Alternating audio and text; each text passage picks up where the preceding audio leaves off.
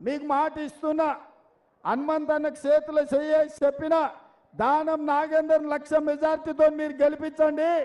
సోనియమ్మ దగ్గరికి పోయి రాహుల్ గాంధీ గారిని ఒప్పించి సోనియమ్మని మెప్పించి దానం నాగేందర్ను కేంద్రంలో మంత్రిని చేసే బాధ్యత నేను తీసుకుంటా.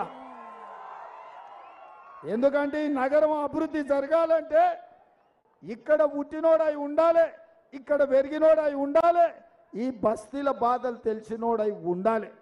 అందుకే తప్పకుండా ఇండియా కూటమి రాహుల్ గాంధీ గారు ప్రధానమంత్రి కాబోతున్నాడు.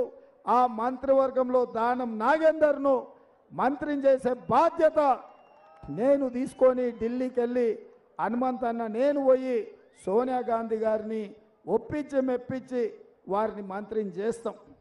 ఇవాళ మీరు సరే ఒక రకంగా బీజేపీల కథ అట్లుంటే నిన్న మొన్న వాళ్ళు బీజేపీ వాళ్ళు చెప్తున్నాడు మోడీ గ్యారెంటీ అని.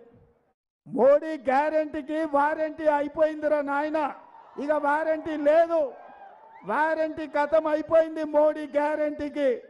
ఎందుకంటే సంవత్సరానికి 2 కోట్ల ఉద్యోగాలు ఇస్తా అన్నాడు, 10 ఏళ్లలో 20 కోట్ల ఉద్యోగాలు ఇవ్వాలి, కానీ ఒక్క ఉద్యోగం కూడా ఇవ్వలే. ఇవాళ ప్రపంచంలోనే అత్యధికంగా నిరుద్యోగ సమస్య ఉన్నది భారతదేశంలోనే. ఇదే కాదు ప్రపంచంలో 125